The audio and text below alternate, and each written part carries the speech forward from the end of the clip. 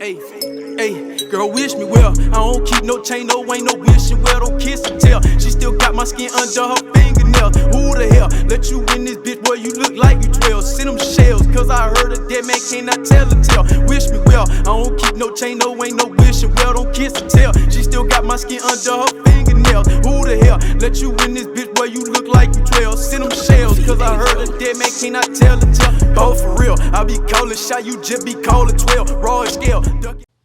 Let's get it. Episode 7, Season 3 of the Sports Bender Podcast, man. Season 3, Episode 7, dog. We're finally back. Monday Night Football live reactions to the Chargers versus the Jets at MetLife. The game just started, man, but before we tap into it, I want to introduce a special guest, my dog, Ryan Roberts, man. Welcome to the show, brother. Appreciate you, man. Good to have you, dog. Appreciate it. Good to have you, good. Dude, man. This is an interesting game that we have here in front of us. But again, before we break it down, we appreciate you tapping in with us, bro. You know, it's I know I hit you up a couple weeks ago, and I think it shocked you. He's like, "Why you asking me to be on the show?" I'm like, dude, a former offensive lineman, somebody who's been in an NFL locker room, your expertise, your knowledge is something we want to give to the fans, man. It'll be a good breakdown. Again, this is live reaction to the Jets Chargers with my dog Ryan. You know, Big Rocky's in the building with me. Yes, sir. Episode 7, full intact. Shout out Craig 305. You already know the deal. Fuck the people's team. I'm not rocking with that, man. I'm not rocking with him. But hey, he's 8-0. Still first place. We can't do nothing about it. Let's tap into this game, guys. Quick reactions, man. Obviously, the game just started 0-0. Chargers 4th and 8. They're punting on their first possession. What's been your instant reaction so far? 3-4 this season for the Chargers. Ryan, man, tap in with me, bro. What do you think about the Chargers season so far? Man, honestly, the Chargers, just the history of their franchise has been one where it's not just about how good they are on the field. There seems to always be something that derails them for one reason or another. And right now, a lot of people are trying to put blame on Herbert. He's clearly not the problem. Right. When people are sitting there listing top 10 quarterbacks, he's on everybody's list. Listen to that, Harry. No, definitely. You gotta give him that at least. So it's a long season, man. And what people don't realize is even going from college to the pros for most people, you're going from playing 12 games to 17. That extra 5-6 weeks is huge. And right. It doesn't include the playoffs. The longest college season is 15 games now with the national championship? Right. Yeah. You're talking that only gets you 15 weeks in the season. Then you have your bye. Then you have another 2 weeks of football. Then you have the entire playoff run. There's a lot of time left for these guys to have to adjust, get it ready to go. As you see here, Zach Wilson on 2nd and 6, incomplete. Rocky, you got anything to add or ask about the Chargers' 3-4 start so far?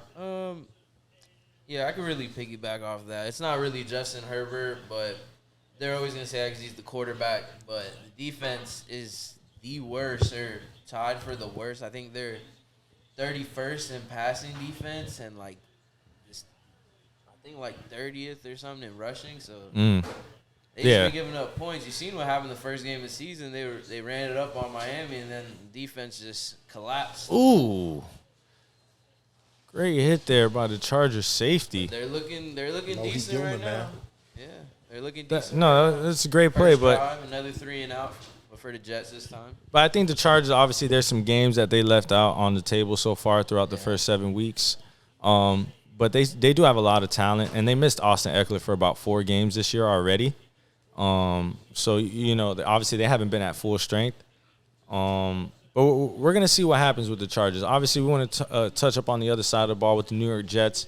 They've actually been playing a lot more consistently, unfortunately. It is the truth, though. They're 4-3. Right now, 3rd in the AFC East. But just your reactions to the first 7 weeks of the New York Jets season without Aaron Rodgers. Let me just put that in there. I mean, I have plenty of takes on quarterbacks. It's one of the easiest positions to have a take on. I played against Zach Wilson when I was in college. Oh my God, hold on. Ryan, we had to pause it there. A punt return. That's crazy. He just cribbed that shit. That's how the Chargers just started. And we were just about to start praising the Jets defense. I know we were because we all think the Jets have an elite defense, but that special teams right there, horrible play right there. Darius Davis, 87-yard punt return here in the first quarter, Monday Night Football. Hey, plays like this win ball games for you. Yeah, man. The Chargers back when they had Phillip Rivers at one point had the number 1 offense, number 1 defense, but the 32nd ranked special teams and missed the playoffs. Oh my God! So I did not know that. Hey, I gotta look that up. I don't know if that's true. Hey, I don't know if that's true, man. Phillip Rivers number 1 offense? No. Phillip Rivers, I'm not. Tomlinson. Yeah, he did have LT for a Antonio minute. Gates. Yeah, Antonio Gates too. Who was the wide out there? Who's the number 1 wide out there? I forgot. He had Vincent Jackson at one. I remember that. But nah. On that squad, I don't know. But it doesn't matter. You had Antonio With Gates. LT and Antonio Gates. I'm just saying because in that era, that's Brady, that's Manning, Favre, Rodgers. Like I never thought. 1 year. I would have never thought Phillip Rivers would have led a number 1 overall offense in the National Football League. That's kind of shocking to me. They were a Marty Schottenheimer play away from going to the Super Bowl to beat the Patriots. They could have ran the ball. They had LT in the backfield, and they threw the ball against the Patriots, threw a pick, and that was it. They sealed their fate right there. Patriots win the game, go to the Super Bowl. I'm pretty sure they won that. I'm glad we gave you guys a Phillip Rivers throwback real quick. But Ryan, man, we want to tap into your story, man. Obviously, not a lot of people know you from our side or local fans, people that watch the show. So, give us your football background, especially at FSU, man. How was your experience at FSU, man? Yeah, man. So I'll just go back a little bit. So when I went to high school in Michigan. Okay. I was a 2-star recruit. I was nothing special. I was a wide receiver, tight end hybrid. I was playing basketball at the time. So what year was this? In high school? I graduated 2015. Okay, so 2015 you were a 2-star, but you played multiple positions on the field, obviously. Yeah. So then I end up signing to go to Northern Illinois. Okay. Play there. My first year I redshirt. I'm 230. And then their whole goal was, hey, man, you got to get bigger. We're not playing a 230 tight end. We're not playing a 240 tight end. We're not playing a 250 tight end. How much you weighing? 260? That's a tackle. it was the ultimate antidote. All right, well, that fucking sucks, yo. But they came to me and they were like, hey, we think you could be a good tight end. We think you'd be a great tackle. And, I just said the same thing. It was, if it's God's will, then it's God's will. So I'm gonna make the move. I'm going to do everything I can. I'm going to try to optimize everything I possibly can. So I make the transition. What I didn't know is offensive line is so different than any other position in all of sports. It's the only position where your only focus is to protect other people. I agree. And everything else is so counterintuitive about it.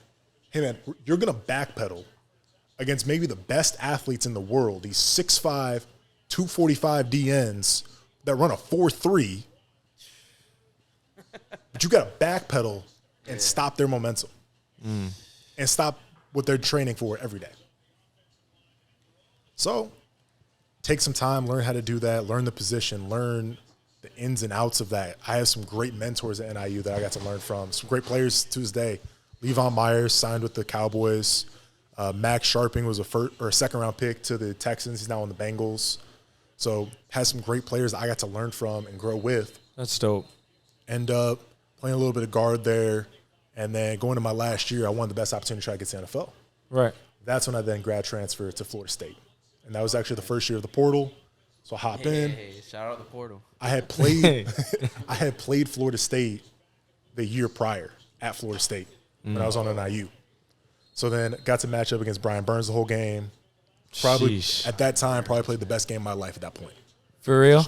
And Brian Burns is a real deal, yo. Yeah. So when my name hit the portal, the first call I got was Florida State. And they're like, hey, we asked B. Burns about you, and he praised your name. Coaching staff had the film on hand. They're like, do you want to come? Yes. No other offer mattered at that point. I was going to Florida State, period. So how was that experience at Florida State as an offensive lineman coming in first year out the portal? Loved it, man. I have no ill words towards Florida State, period. None. Well, we do. That's great.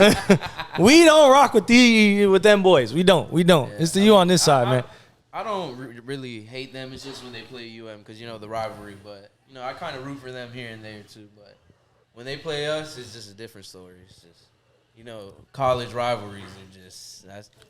I'm sure you played in it. Yeah. So I mean, Garrett Wilson, oh my God. He didn't make that catch, but he's nuts. But I know the U plays FSU this Saturday, man. absolutely. It's going to be a good game? I hope so, man. What do you think? Hey, I don't like to count my chickens before they hatch. But I asked, do you think it's going to be a good game? We're 9-0 at this point. yeah. I know, man. What about Jordan Travis? What's your instant Absolute reaction dog. off Jordan? Huh? Absolute dog. He should be in the Heisman race. Whoa. Without question. No. So no. my first year at FSU was Jordan Travis' first year at FSU. We transferred in at the same time.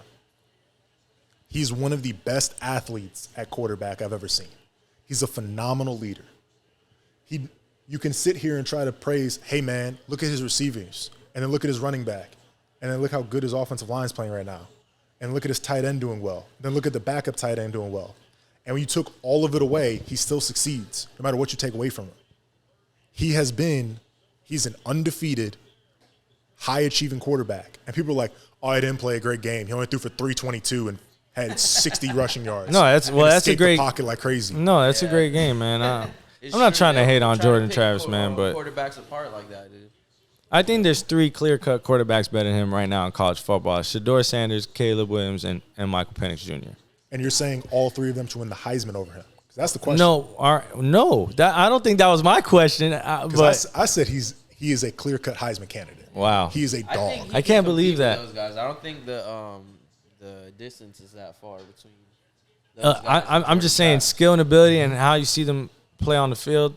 I think there's a kind of a discrepancy there. What are you talking about?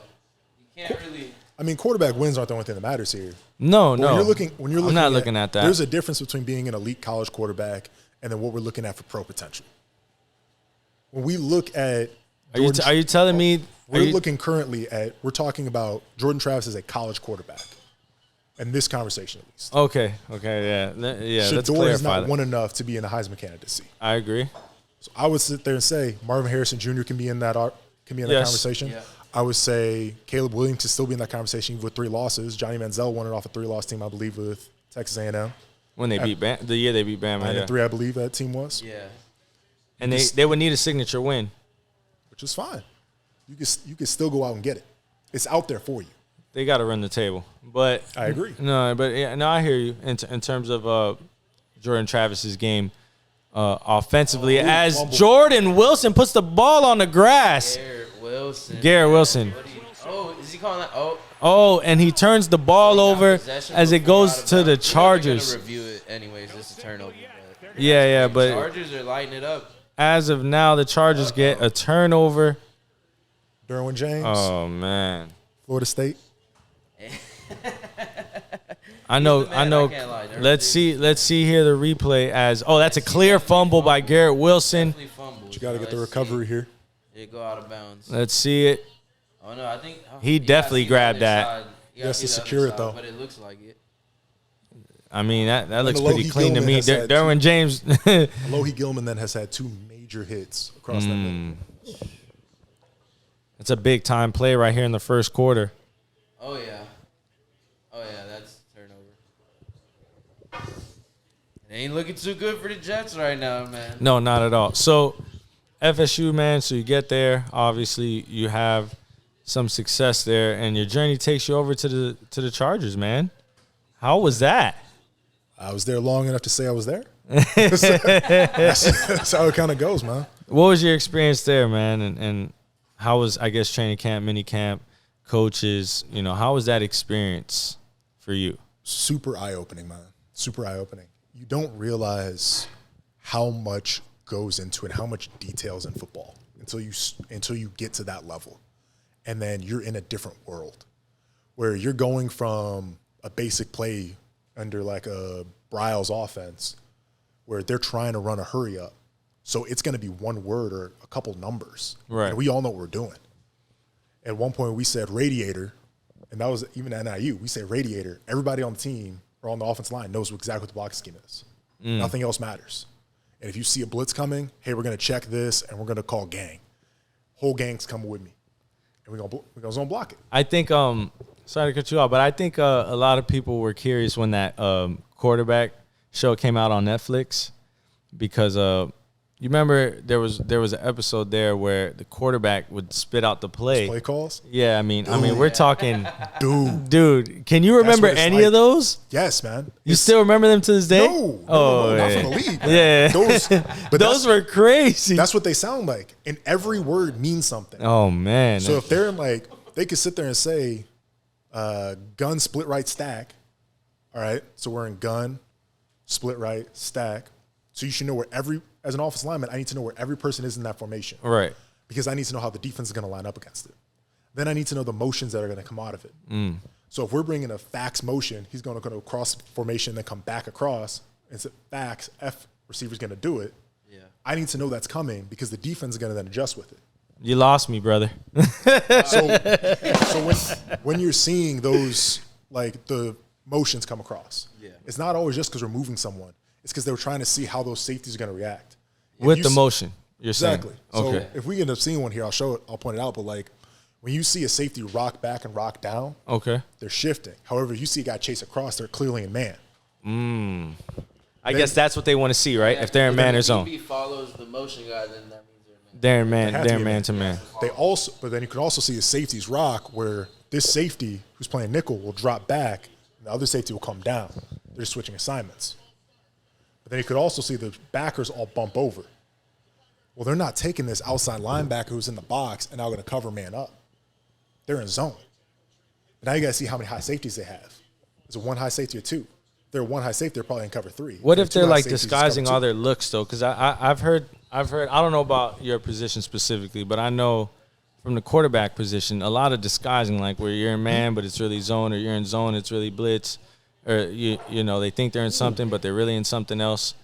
Would you say, as an offensive lineman, would that be the toughest to deal with when guys are they're switching everything? You see something, but it's really not what it is. What would be the toughest thing for you to deal with as an offensive lineman? So in terms of covering it, for an offensive lineman, mathematically, there's only so much you can do out of every formation. I didn't learn that till I got to the NFL. Before, when I was in college, I would look at the safety alignment. And if I knew the safety was stacked over too far over a slot receiver. So if you're watching college football, here's an easy key. You see a slot receiver sitting in the slot, and there's a man on top of him. There's another fumble on the field. Oh, Chargers got it. Oh, yo, his voice is wild right now. But you see a slot receiver with a guy covering him, but then a safety stacked over top. That guy covering him 9 out of 10 times is blitzing. Because there's no reason for two guys to be stacked over. There's no reason. That makes sense. That makes perfect But then sense. if you look on the back side of it, I bet you everything's going to shift a certain way. And as an offensive lineman, I know that's coming. Yeah. So I know this D end has to go inside me because they're not going to blitz at the same spot. Exactly. If you want to have another cheat code, when you see a blitz, the D line scatters away from where the blitz is coming, and then the blitz enters that because gap exchanges. If they send 2 or 3 guys to the same hole, it's going to be ripped apart. Guys are out there. No, that makes a lot of sense, man. I appreciate that breakdown, brother. So for what's the hardest thing for us is when you put us in an isolated one-on-one situation, especially when the public doesn't know all the things that we're talking about. Of course. So did you see Andrew Thomas, the Giants tackle? He got called out heavy because he went against the fans, and then I did see that. You saw the block that they posted. Shannon Sharp went at him at it. I didn't see this. No, I see it. It was funny as hell. It was on Pat McAfee. That's what I saw. So Shannon Sharp called him out because they were saying, man, how you going to let the DN by? Yeah. What people don't realize, that play, he has to. Yeah. He's in a 5-man protection. The quarterback slid it left, so 4 men slide left. They put the right tackle in what's called a duel.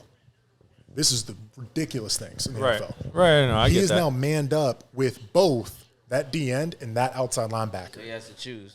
He has to kick set and take the most dangerous.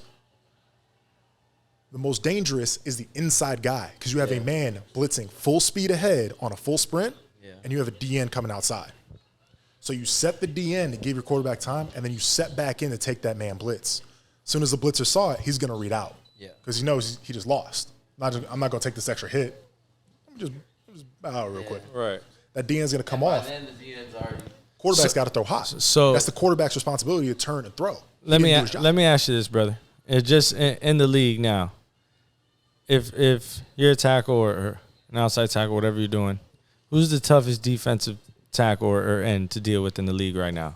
I'm sure you have a keen perspective on it, obviously. Myles Garrett. It's not even a question. it is not a I question. can't even hate on that.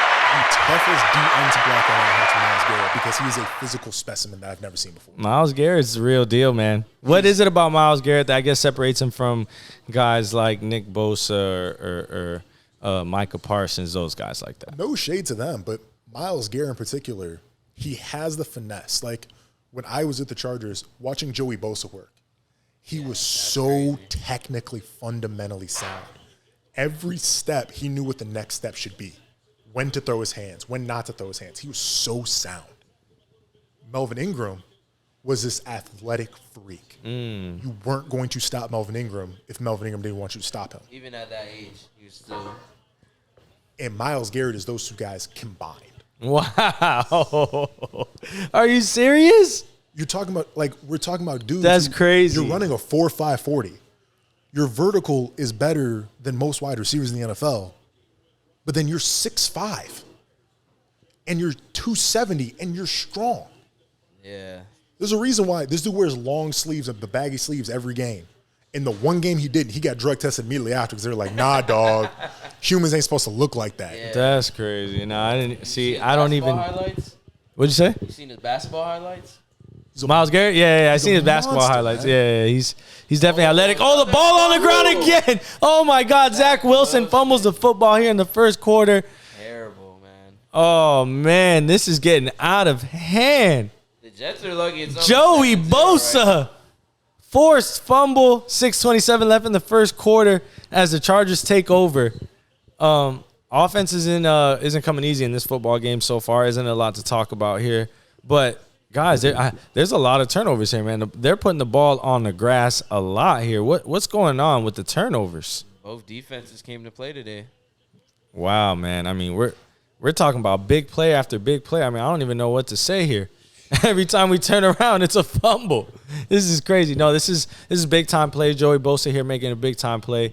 Justin Herbert looking to capitalize on this with a short field. But we want to tap into Week 9 review, kind of give you guys a breakdown of what happened so far this past NFL week, and we're gonna touch into the unfortunate demise of our Miami Dolphins, man.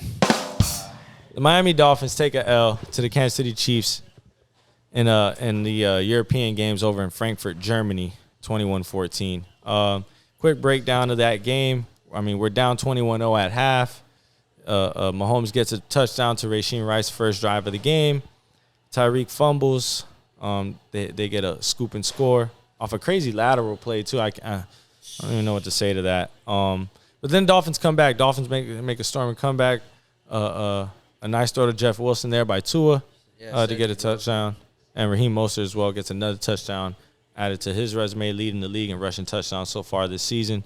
But we come up short. I mean, where were we at? We were right at the 25, I think, 4 straight plays, 3 incompletions, and then just a fumble on fourth down, man. Instant reactions to that shit show.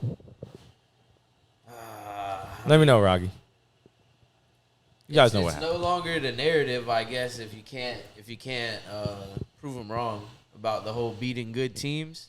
So until they prove people wrong, bro, that's just gonna be the narrative on them right now. And they didn't show up, bro. They didn't show up the first half, and they had to come back from 21 points. And you're playing against Patrick Mahomes. Trying to come back from 21 points is just rare, and we almost did it, but we've been shown that we can't close big games. So right now, we're on potential fraud alert, I guess. It's crazy. Right, man. Instant reactions from the game over in Germany. I think fraud is a strong word. I think it is a strong word. We are diehard Finns fans over here, man. So it's tough. It's tough. Understand the frustration that can come from you're not winning when you're supposed to win. Or you're winning all the games you're supposed to win, and then the tough games you've lost. Right. There's only been 3 of them. Yeah, that's true. I think we only have 3 left. without the Jet, not counting the Jet games. That's fine. So, how many games you left on the schedule? If there's 3 tough games left, you don't win any of the tough games. You pull up 6 losses. What does that put you at? 10-6, right? Or 11-6. You're making the playoffs at 11-6. No, we are. Should be for The sure. goal, But going into the postseason, even if we get home field first game, are we going to be able to beat one of those AFC North teams? Because it clearly looks like 3 of those teams are making the postseason this year. I'm sorry. Bengals are rolling. Baltimore is leading the class. And you just raved about Myles Garrett in that defense. Deshaun Watson came back, played a good game last night, shut out. Who'd they play? I forgot who they played. They beat them 27-0, though. The Browns won yesterday. Smacked whoever they played. Won 27-0. Cardinals. It was a good. It was the Cardinals? Yeah. The Cardinals who just traded away their I'm just saying, you shut out a quarterback. team, you shut out a team. They're a professional football team. No, I hear you. You shut out a team, you shut out a team, dog. I get what you guys are saying. That might be the worst. That might be the worst football team in the NFL. Is Austin Eckler making plays down the field? You score? Oh, there's a flag on the field. Might be a hold. Who knows here? But was that a run or a pass? that was a run. That was a pitch to Eckler. Wow, guy looks healthy, man. Guy looks healthy, making runs like that. Oh, looking like a face mask. Let's go. Looks like the ball's at the 1. I'm not sure if he scored there. Oh. But yeah, man. Back to the Dolphin game, because obviously most of the people want to hear talk about it. I was thoroughly disappointed, and the narrative is as true as ever. And I hate to say it, and I hate to admit it, but it's as true as ever, man. The Miami Dolphins can beat bad teams, but right now we don't step up to beat the good ones. The Buffalo Bills game was just a bad performance. The Philadelphia Eagles game was a rig job. We all know it. That was a fucking rig job. I'm sorry. I'm upset about that still to this day. And yesterday was a lack of execution, a lack of mental focus. You can tell that team is not more talented than us. And they do have the best player in football, obviously, in Patrick Mahomes, in my opinion. But that doesn't mean they're more talented than us. They just have a better quarterback. Head coaching is pretty even.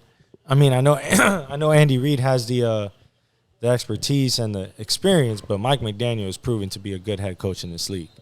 So I'm not going to say he got out-coached yesterday, but I think the Miami Dolphins got to beat a good team for confidence reasons. I think this is a confidence thing more than anything. Oh, Justin Herbert trips. Oh, and he escapes pressure. Oh, goddamn.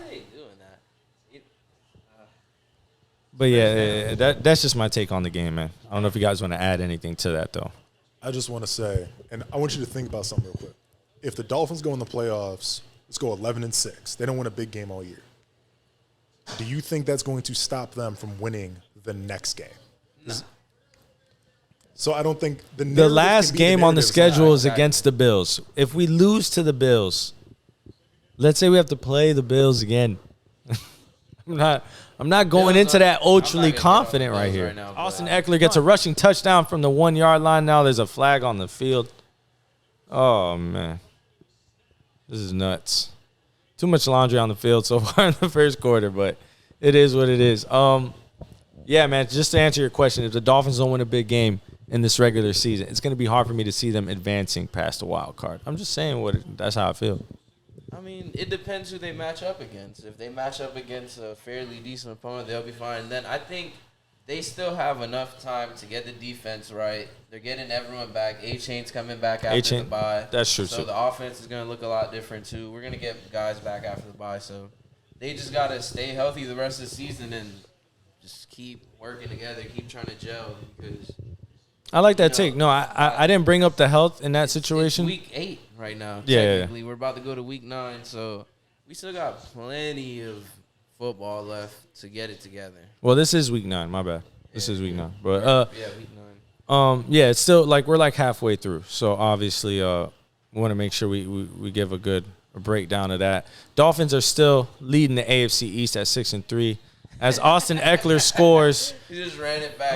again, they called back that flag, whatever. I don't know what that was, but Austin Eckler scores 14-zip Chargers. I want to break down the Cowboys and Eagles game. And unfortunately, so there's a lot of Cowboy fans out there. And I know some that watch the show. And they just want their reactions. Are the Eagles the best team in football, though? Let me ask that first. Are they the best team in football? I think right now you might have to give them that. I disagree. Ooh. I don't think they're the same. I need you to tell me. I need you to tell me who. I would say right now it's between the Chiefs and the Ravens. You're talking about the team that has the best defense right now, and the Ravens. I didn't think he was gonna say Baltimore though. Extremely well. Extremely well. I don't know what it is this year, but no one's paying attention to them. I don't know what it is. Like, there's not a lot of media coverage on them, on Lamar, for some reason that I don't understand. Because part of it's Lamar's only thrown 9 touchdowns at the halfway point of the year, which is crazy. And no touchdowns yesterday after a shellacking against Seattle, man. They murdered them. 37-3, I think the score was, or something like that. They killed them. Good Seattle team. And that Seattle team is a good Great football offense. team. Yeah, they're not trash by any means. What worries me with Philly is the secondary, man. Like that every quarterback they play, they're like, you know what? Let's make this dude look like prime Mahomes. Everyone. They haven't played it. Philly's secondary hasn't played a good game. Yeah. Versus when you look at the Chiefs, They didn't even play good against us. They just got lucky with some. The secondary. It was just Yeah. unfortunate plays here and there that really decided the game. So I then when agree. you look at the Chiefs, what's their weakness? The passing game. They have Patrick Mahomes as quarterback. Yeah. I think they'll be all right when it comes I down think to the it. receivers, No, though, for they sure. don't got receivers that can win one-on-one matchups on the outside. And me personally, in the playoffs, there's a lot more man-to-man. There's a lot more, you guard your guy, let me see if your guy can beat my guy. And some of those guys can't beat the other guys. I'm not saying MVS is trash or Sky Moore is trash. No, for sure. have last But if you double the same tie, guys. Exactly. With plus. No, Juju, I which understand, is but not, you know, But they won last year because people didn't know what was coming without Tyreek. Now they know what's coming, and Travis Kelce's not having just this amazing breakout year so far. You know, through 8 games he's been solid. He's been a really good tight end like he's supposed to be, and he's the best tight commanding end in football. Yeah, of course, and he still is. I'm not taking that away from him, but he doesn't have outstanding numbers. You know what I'm saying? Like his numbers aren't astronomical. You're sitting here looking at Travis Kelce like going crazy. I'm just saying, like, I think Baltimore is above Kansas City in these power rankings as of now. But I think the Eagles are the best team in football, man. I think Jalen Hurts is even though he's playing hurt, he's gutting out wins. He's beat some good teams. He's won some close games. And AJ Brown is looking like the second best receiver in football. I'll just say that it's 1-2 with him and Tyreek.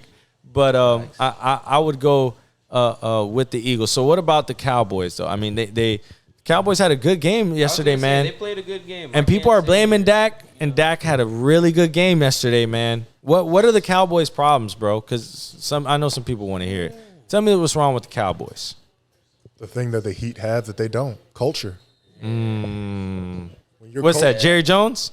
We're starting there? We're starting there? When you had a guy who won a Super Bowl and you fired him because your ego is too big. You talking about Jimmy Johnson? Yeah. We're going that far back here? Bro, Is that how far back these When problems have they go? won since? No, I'm just all right. I'm just asking. That was the last time they were dominant, man. I hear you. And they've had good teams. I remember the DeMarco Murray years. They had him for a couple years and they were great. Hey, but you can go even further back. The T.O. years. Yep. Yeah. Tony Romo, Patrick Clayton, Yep. Julius Jones, a running back. Yeah. They've had teams, man.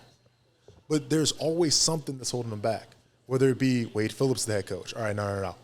We'll get Jason Garrett. Jason Garrett as the That head was coach. hard. That was bad. That was bad. We'll get Mike McCarthy in there. That's bad, and then too. we're going to fire Kellen Moore, who should have taken the job. Because You see what I told you? I told we're you, going to man. fire Kellen Moore because he's throwing the ball too much. But then we also going to get rid of Zeke so we can't run the ball. Yeah. Yeah, no, I get So that. we're going to throw the ball all the time. Yeah. 'Cause you're So why'd you not- fire Kellen Moore? Sheesh. Don't ask me, buddy. I personally believe the problem with the Cowboys as constructed right now is you're trying to say Dak is that guy. He's an elite quarterback. And he is a very good quarterback. There are very few elite quarterbacks in the NFL right now. Yeah. but there are some good quarterbacks who can get you wins. That's so true, bro. I know. I can't say anything to that. Every time we do like a top 10 ranking of quarterbacks, it's really like the top 5, top 6, and then after that, it's really like I don't know. You don't know. Yeah, you could put anybody in there. Grasping for straws at that point. No, yeah. The top 5, 6, 7 are like solidified, and then 8, 9, 10, it's kind of up there. But I think Dak Prescott gets a bad rap to an extent. And what's funny and what I hate, just to touch back on the Lamar stuff, because Dak gets a lot of coverage. Obviously, he's got the star on the helmet, deservingly so. Whether he wins or loses, they're going to talk about him. But it's funny how I bet I would put so much money that if Lamar was playing bad, he'd get all the coverage in the world for playing bad. Exactly. Especially after the contract. He held out. He did all that over the offseason. And then he got his money and played bad, they'd be all over him. Pause. But they'd be all over him. And now that he's playing well, he should be, in my opinion, the MVP front runner so far this year. He's had a couple bad losses, but I'm putting him above Patrick Mahomes. I'm putting him above Jalen Hurts. I'm putting him above Jared Goff, who I would also have in there, even though he didn't have a great game against Baltimore. But that was crazy. Yeah, I don't know, man. I don't know, but Can you give the MVP to a guy who's on pace to throw 18 touchdowns in the year? Yeah, that's my only thing. Lamar's year where he won the MVP, he threw 38.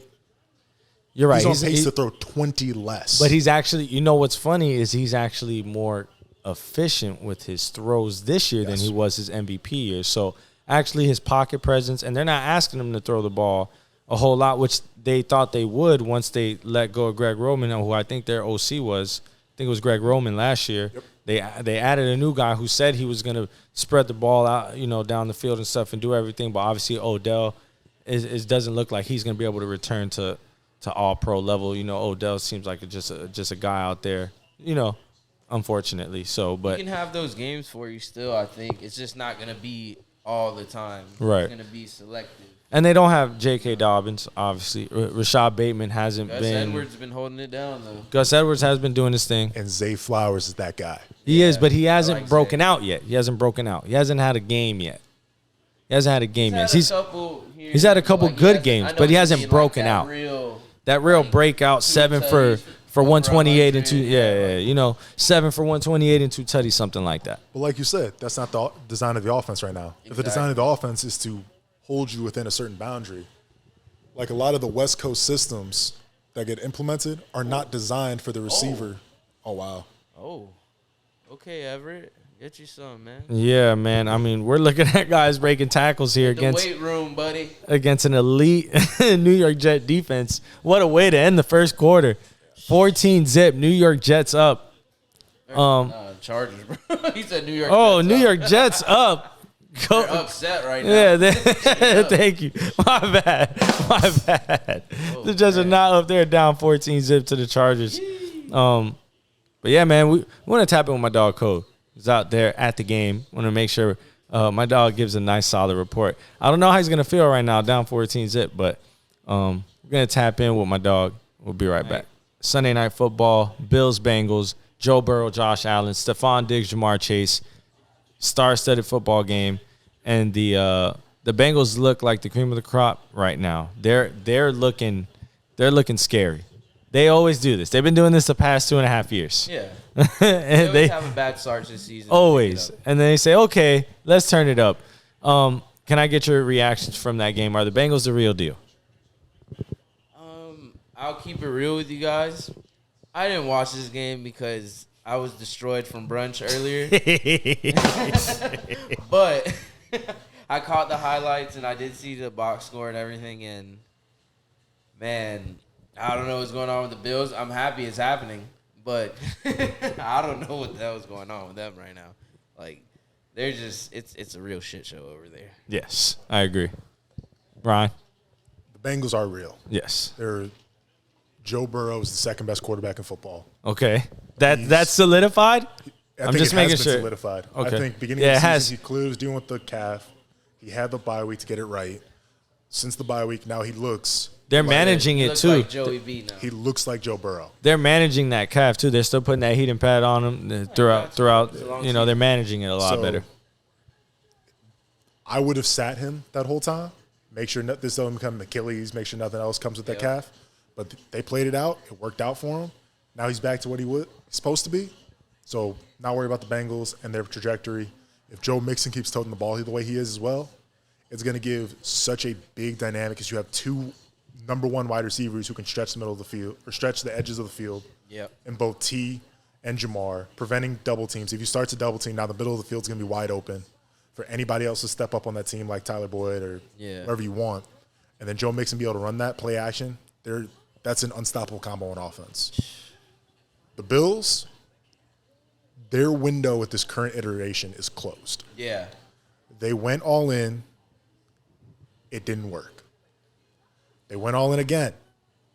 It didn't work. They've gone all in for the 3rd time, and it's not going to work with this way. Yeah. Josh Allen cannot be your running attack.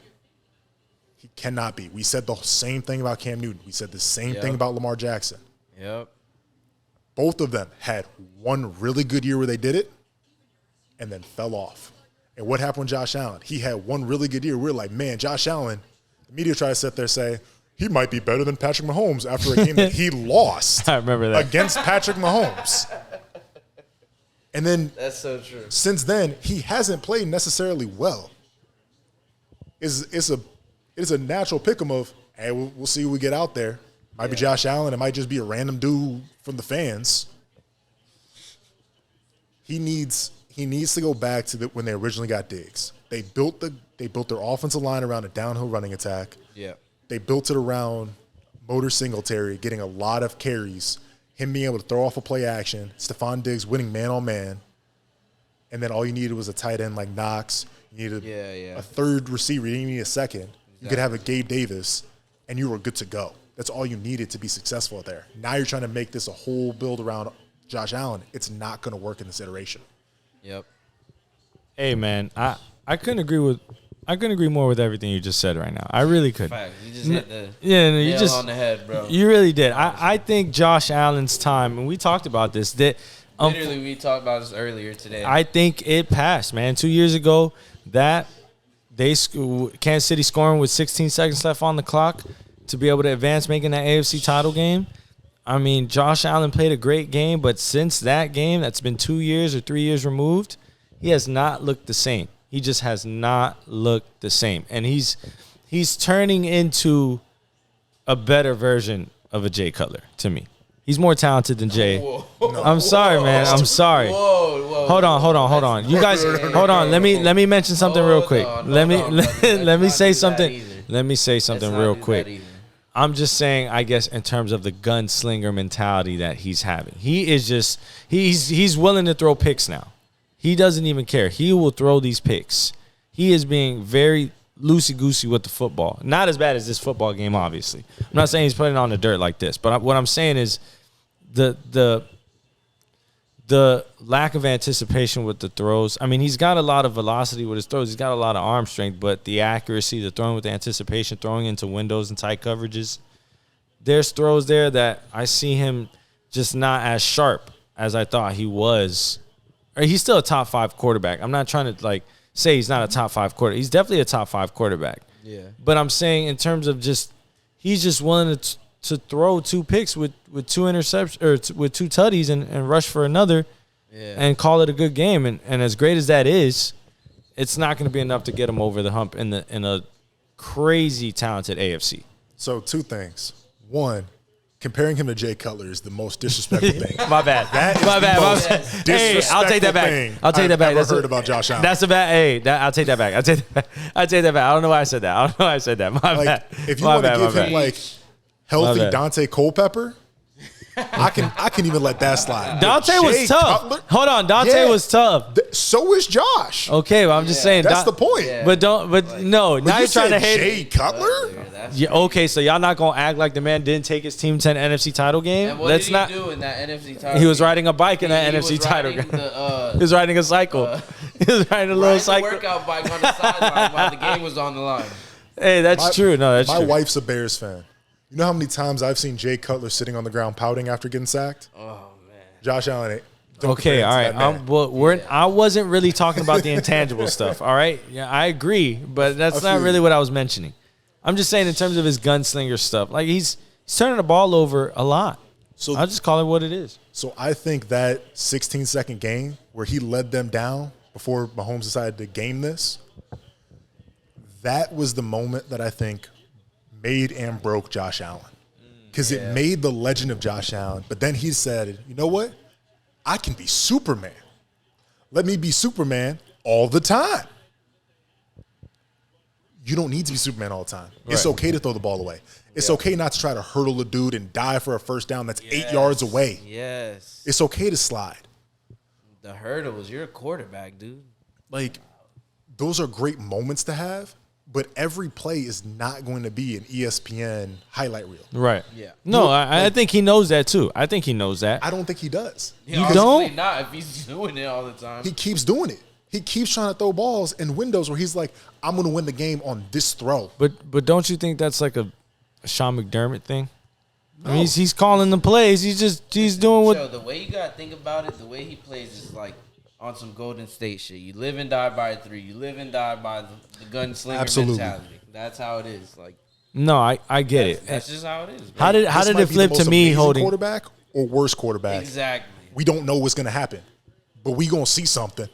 Yeah, He's no, going that's to be true. entertaining. Yeah, that's why his highs are so high. That's why he's a top 5 quarterback in this league. He's ultra talented, and like you said, oh my God, Breece Hall, Okay. Breece Hall with a nice spin move for a first I'll down. give you a great take. The inverse of Josh Allen is Justin Herbert. What do you mean the inverse? Can you break that Justin down for me? Herbert is super consistent. Yeah. Justin Herbert consistently, for the most part, makes the right play. Just If we not were- in the clutch. He's if just we missing were- the clutch stuff. If we were making a quarterback and you say big arm, Josh Allen and Justin Herbert both have it. Yeah, Can be extremely accurate, make some of the best throws in the league. they both can have both that. do it. Yes. The difference is Justin Herbert consistently, if we're gonna like give him a grade on his game, it's like A-, B+. He's like a 3.5 student consistently. Right. You very rarely see him hit this A+ game because he doesn't take the super risks. Josh Allen, you've seen him go A+ games. Yes. You've also seen Josh Allen give super F- games and have to have the call home, bro. That's so true. That's so good. true. No, that's I can't agree with you more, man. That's another good take. No, I agree. I've seen Josh Allen hit amazing highs statistically and just eye test stuff. You know, you're talking throws. I think I remember, was it last season, their first game against the Rams? I think we watched that at your crib. I mean, Yeah. he was dialed in. He looked like the best quarterback in football. I swear to God, I think he was like 30 for 40 something. Yeah, he was- 303, he was 3 gaming. tutties. He was on it. He was on it. He looked incredible. And then I've seen games like last night, which wasn't terrible, but it wasn't prime Josh Allen. It was like mid Josh Allen.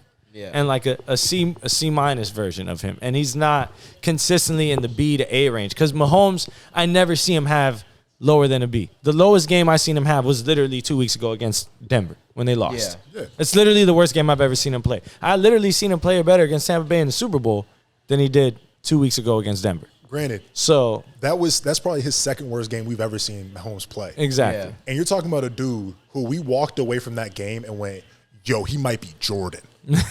Like, this dude threw a ball laying laterally, hit a guy in the face, and he didn't catch it. Yep. Yeah, hit him in the helmet, on the helmet. And you're like, yo, what else can he do? I don't know any of these linemen. Nothing. Who's blocking for He him? could just pray. All you could do is pray at that point. Honestly, at Like, that point. bro, when your whole offensive line for that Super Bowl, and like no disrespect to any of them, but we didn't know them prior to this game. No, I hear you. I hear And it. then they gave they starting lineup, and I was like, he's in the league? What school was that? We learned that offensive line together as a country. No, I hear it. That's not what you want. No, no. And we not walked at away all. from that game not thinking, man, he lost. We thought, man, that dude's crazy. Right. We walk away from Josh Allen's loss, and we're like, sometimes we're like, man, that dude's incredible. For the most part, we're like, what happened to Josh Allen? Yeah. It's like Brett He Favre left some. without the highs. Every time he plays, when when I see him play, sometimes I'd be like, man, he left some food on the table, bro. No, he leaves plays out on the field every game time they play. Every game. Every time. Because there's things that that other quarterbacks are seeing, particularly Joe Burrow and Mahomes. I can say that they are at the top of the mountain. I know, I agree. No, I do agree. You just made me think of something in my head. The way you said that. Why? So I read a thing and it was like, man, Batman's messed up because Batman really could solve so much more as Bruce Wayne, but he just like beating up mentally ill people. Josh Allen don't always need to be Batman, bro. Yeah. You can be Bruce Wayne. Yeah. Like, you don't have to be Superman. You can be Clark Kent right now. Throw the ball away. I don't think Josh Allen is wired that way. That's one thing I want to say. Josh Allen, man, calm down, buddy. He was under Daboll. And when Daboll was his OC, because remember, McDermott's a defensive-minded coach. Correct. Which means Daboll had the entire offense, and that was the best version of Allen we saw. And ever since was Daboll the first left, year with Diggs, right? Or the second year with Diggs? But the first or second year with Diggs. Regardless, under Daboll, we saw Josh Allen improve, and become this incredible quarterback. And then Daboll leaves, and we've seen Josh Allen regress and become more spiky.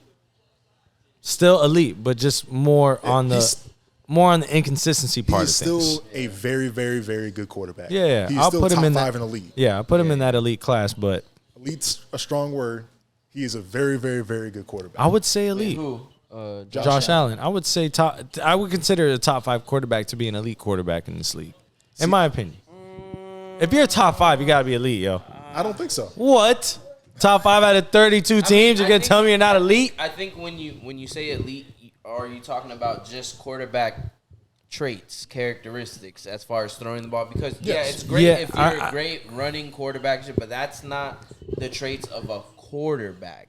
We're talking about passing, accuracy, decision making, shit like that. No, that's true. I also that is don't true. think your rankings versus the field determine if you're elite or not. Hey, if all three of us went on a I sprint never right saw now, it that way. Look at that. All three of us went on a race, and you're like, well, one of them got to be elite. But none of us can compete against an actual track runner. Exactly. We're not elite. We're just okay. good No, compared but to you, the field but that we have compare. currently. But I'm just, I'm gonna say compared to his contemporaries, I think Josh Allen's elite. Yes, in my opinion, I think would say he's elite. one of the best. But I'm saying, when I look at the league, there are 2 elite quarterbacks right now. Elite quarterbacks. It is Mahomes and it is Burrow. Yeah. Josh Allen has too many spikes.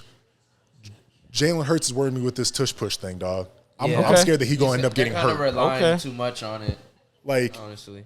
Dak's way too up and down. I don't think he's elite either. Jalen Hurts. I think Jalen Hurts is really, really good, but I don't think he's elite. Lamar has, since his MVP, hasn't shown what he was as an MVP. Yeah. Herbert doesn't have those A-plus games that we talked about.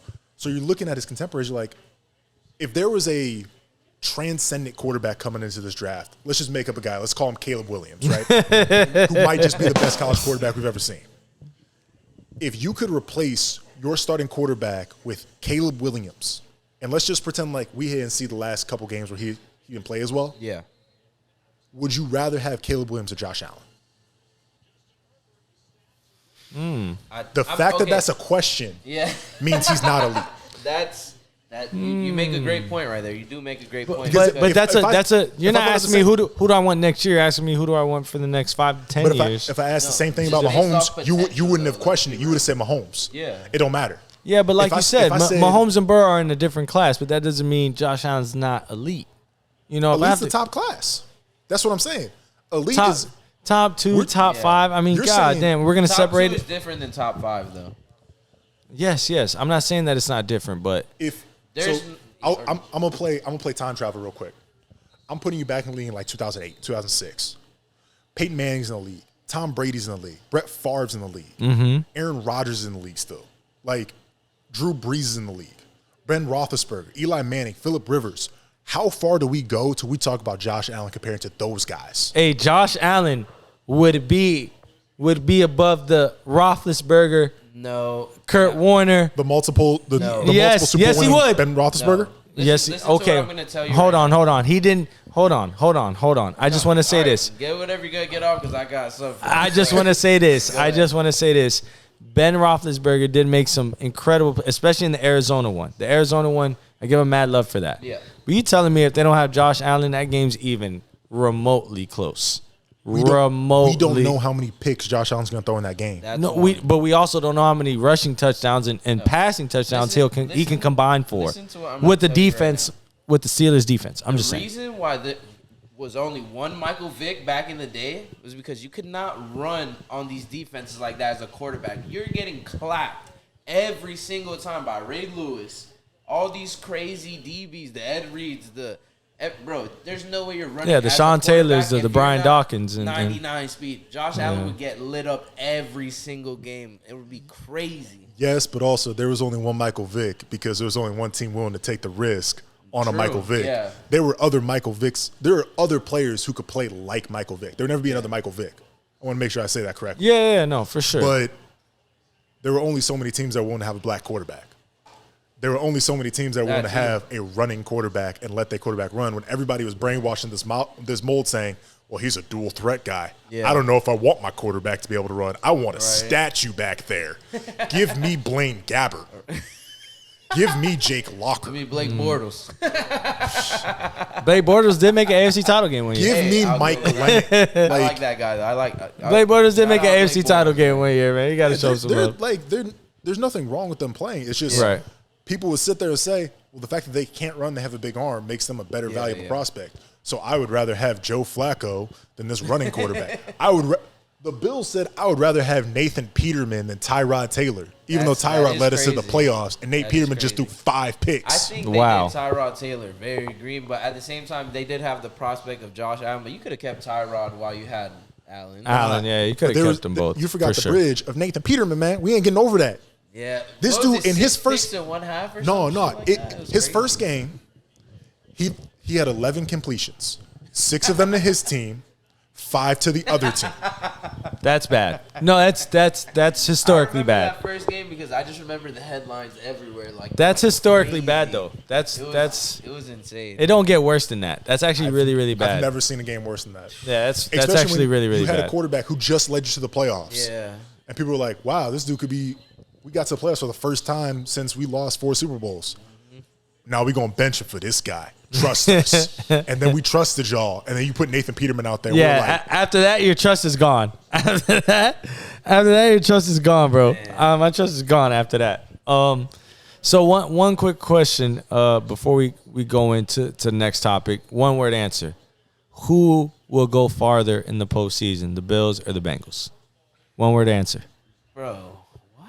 Hey, it's the season's I'll be the season's far along. Listen. And my bad, bro. But right now, the Bills playoffs. What are we talking about right now? Like they'll be lucky if they make a wild card this year. Were they 5-4? Yeah, Bro, it's the a long AFC season. is loaded. You're crazy, bro. They need to be worried about doing some kumbaya or some shit because I think 2 teams are They out don't of the got it AFC right East now. are making the playoffs, man. I That's would my I opinion. would pump the brakes on it just because the Bills get to play the Jets twice and the Patriots twice. Correct. Compared they to haven't played the Pats yet. No, But they have not compared played to the Pats yet. the Bengals have to deal with the Steelers, Oh no, Ravens. no, they did, they and did, they Browns. did. It's a lot tougher. I think the Bills did play the Patriots once, and the Patriots actually beat them I think this year. I think they'll both make the playoffs. I think the Bengals have gone all in on this year because they can't pay Chase, Burrow, and T. Higgins. Right. This is the last year of this T. team. Higgins is gone next year. T. Higgins is gone. Gone. So I believe this is their run. This is their Rams. Hoorah! Yeah, this is their Rams a couple years they ago, have to. but the They younger keep it version, the all. younger version of the Rams for Exactly. sure. The younger version of the Rams. This is the opportunity. So you got Bengals. I'm gonna go Bengals as well, but it's not as clear cut as it is. As you guys say, matchups matter, Yes. and I'd be hard pressed to believe they can't either go into Baltimore and beat a Baltimore Ravens team that only has one playoff win under the Lamar Jackson era against Tennessee. I'm just saying. I wouldn't want it to happen. I'm just saying, is it possible? Yeah, it's possible. I worry about Baltimore because of that one playoff win and that history. However, Baltimore is the one team that in all of football right now, if they play any one game and they bring their A game, Yeah. they can beat anyone. Yes. Yes. Their Yes. A game is probably better than everybody else's A game in the NFL. Top to bottom. However, Whoever's playing at their best, you're saying Baltimore at their best is better than everybody even else the at their Chiefs. best? Yeah, I agree with if that. If Baltimore is at their absolute best, Zay Flowers is going off, Bateman, OBJ's going off, they're running the ball well, Lamar Jackson's making every throw. They have one of the most dominant offensive lines in football. Their A game is better than anyone else's A game. Wow. It's just, the odds that they bring their A game is significantly lower. Wow. No, hey, I get it. It's true. It's true. I get that 1,000%, and I think, I definitely think their A game is better than Kansas City's A game, because I think Kansas City's A game is really a lot. Now they're relying on the run. Is very underrated in Kansas City, though. They're playing top 5 defense this year. Best defense in the league.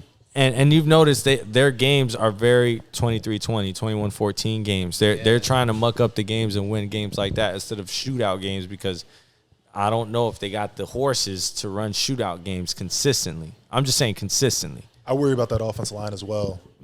With Taylor on the right tackle. Okay. He's obviously got called out by Chris Collinsworth for no reason. That was just unnecessary. You didn't need to do that to that man. But if that's going to be an issue, and if pressure, being able to drop back and have those 5-step drops out of shotgun and allow those plays to develop downfield are going to be an issue, that's going to be a concern for your team, because that's pulling out a whole part of your playbook. Then you need to be able to establish the run early, which is not necessarily Kansas City's strength. Right. They would much rather establish the pass and the deep threat early and then be able to hit that draw later, and now they can do everything. You got to have a way to open up your playbook one way or the other. Either we're going to stretch the field, then be able to hit that draw, and now we can start running counters, we can start running everything else, or you got to be able to punch someone in the mouth right away and say, nah, we're going to run right at you.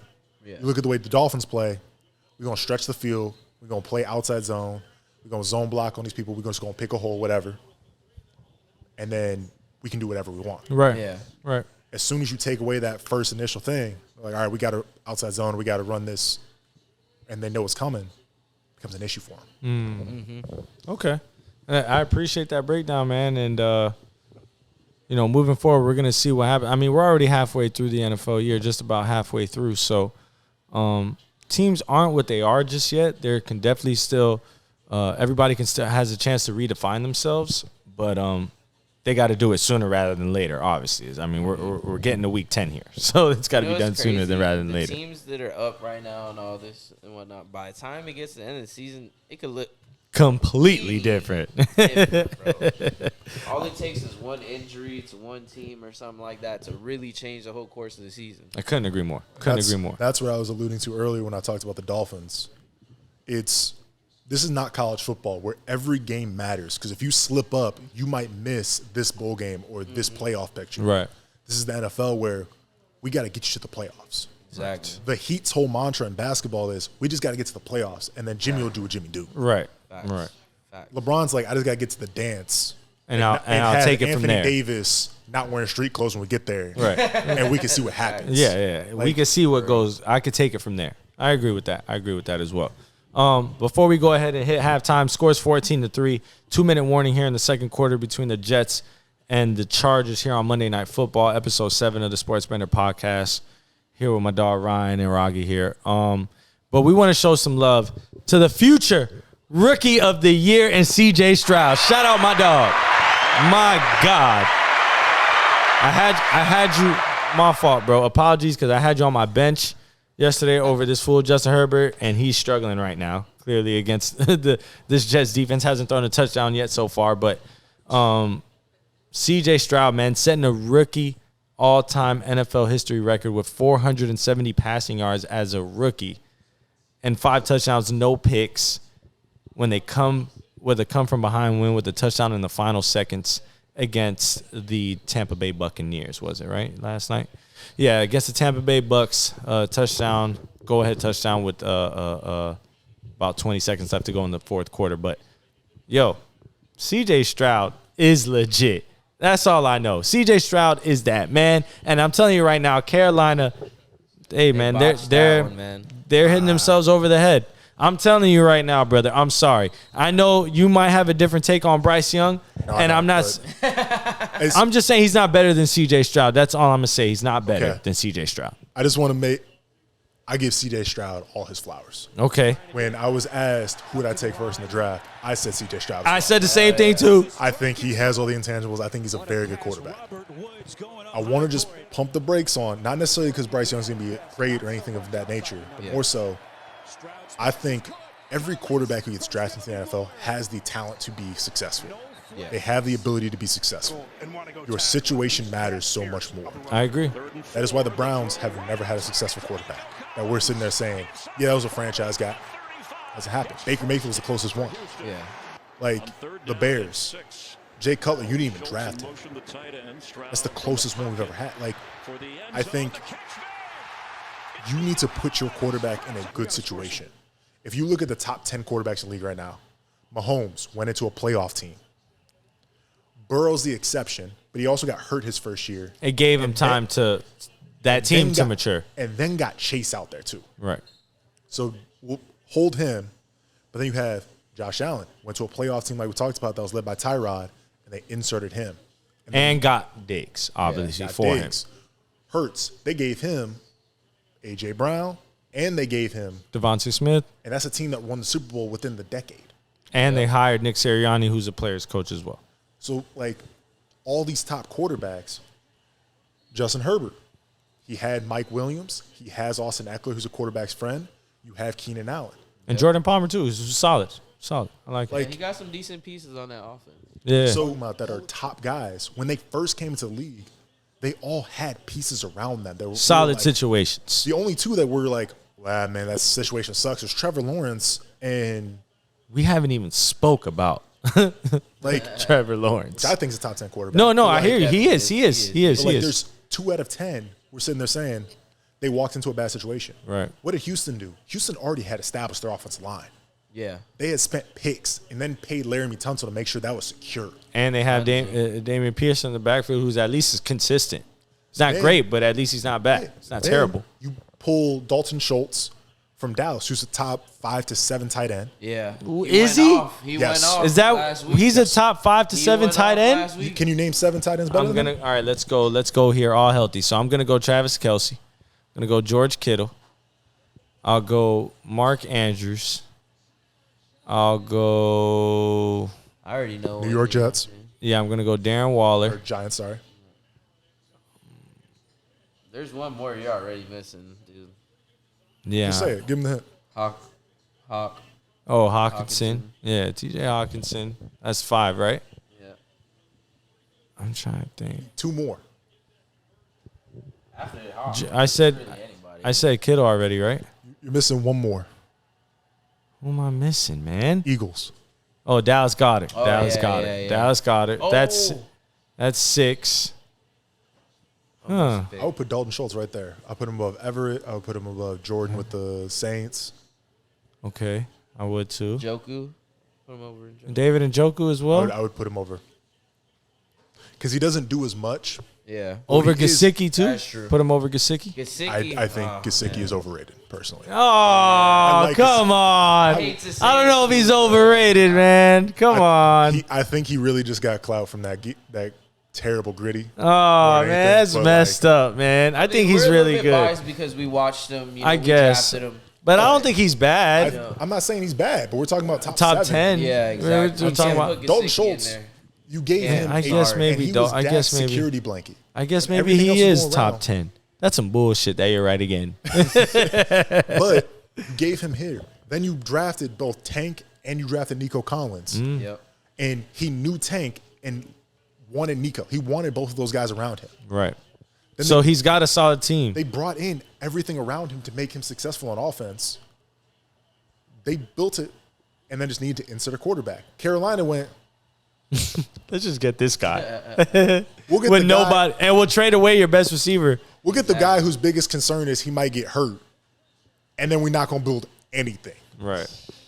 That's the wrong way to go about things, man. I agree. No, I couldn't very agree true. more. Build your O-line. Then you can go get your receiver and bring in, or go get your quarterback and then bring in your receiver. So due to his situation, let me ask you guys both this. Due to his situation, do you think C.J. Stroud is going to end up having a better career than Bryce Young? I know, Yes. again, this is so in the future. I'm just Yes. asking projections. It's not a question. Yes. Okay. Yeah. I think so. He's shown to be the better quarterback so far already. So I think the Texans are in a better spot right now than the Panthers are going to be for a while. So I think right now the path is cleared for CJ to, do work, bro, and be successful in the near future, closer than Bryce Young at least.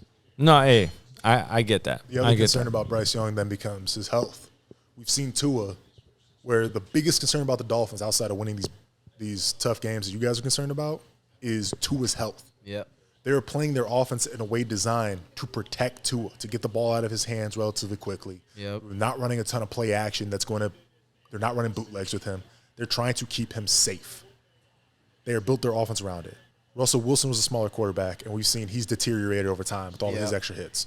Yep. Kyler Murray was a smaller quarterback, and this injury is not because he was small, but we see him get hit a lot, and we see him struggle at times trying to push the ball down the field. Zach Wilson's another one too. He's a small quarterback, small in stature. So It ain't because he's small. Why he's not big. But it's like he said though, he is talented enough. I seen him make some throws, especially in that Kansas City game. He did show he's got some talent. If you're an NFL quarterback, if you got drafted, if you got talent. NFL team, you have talent. Yeah, so but to the standard of an starting NFL quarterback, yeah, he just doesn't cut it. I get it. I will say, I agree with that. Zach Wilson got off very easy during the draft process because when it came out who was going number one, we were like, all right, it's Trevor Lawrence. All right. Right. And then the Jets were like, we're taking Zach Wilson. And then we started talking about who's San Francisco take at 3. Yeah. We kind of just skipped over the whole Zach Wilson analysis. And should Zach Wilson go at 2? Right. Yeah. They just were like, no. We're going to talk about Trey Lance, Justin Fields, and Mac Jones. So they did a whole breakdown of those 3, and they just did not talk about Zach Wilson at all. We're just like, it's fine. And until when he dropped that pro day footage at BYU, people were. That's what every year that happens to a quarterback. Every year they drop some crazy pro day footage and it skyrockets. That's what happened with Mitch Trubisky, which, bro, that's the biggest. I will not let that slide. No, not let that slide. No, that was worse than that. What was it worse? Was worse than that because the Bears GM personally went to North Carolina to watch Mitch, to talk to Mitch, because he loved Mitch Trubisky. Yeah, that's crazy. And then skipped out on Clemson's pro day. Like this dude that year watched Deshaun Watson and Lamar Jackson battle, and then went, you know who I want?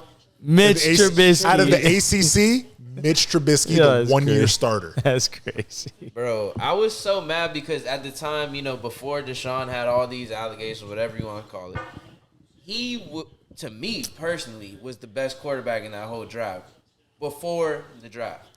That was my thought. I was like, why are they putting Trubisky, who's no one's ever heard of this guy, seen him play in a big game, has really put up numbers in a big game. They're putting this guy over Trubisky or over Watson, Mahomes, Lamar, all these people. I'm like, what are we talking about here, bro? Like, and it happens every year. I'm just like, what?